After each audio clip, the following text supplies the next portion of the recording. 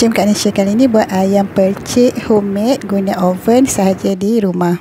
Bahan blend bawang merah, bawang putih, halia, lengkuas, serai. Kita blend, kemudian masuk dalam kuali ataupun periuk. Kak nak masukkan cili paste, cili sos dan juga sedikit gula. Satukan bahan cili bersama dengan bahan yang blend di dalam kuali dan Kak nak masukkan 1 mangkuk santan. Kacau selalu sampai mendidih dan pekatlah kuah percik kita.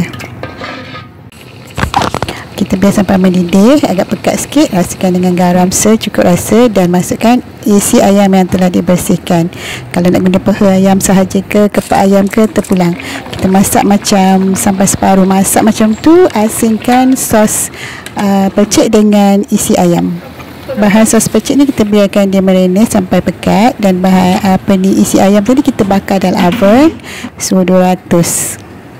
Dia jadi pekat macam ni. Separuh masak dalam oven, Kak nak angkat isi ayam yang Kak nak dah bakar tadi. Kak nak sadurkan dalam sos percik, kemudian sambung bakar semula ke dalam oven sampai masak ataupun garing. Sambil bakar dan masak, bolehlah kita tuangkan sos percik di atas ayam yang telah dibakar.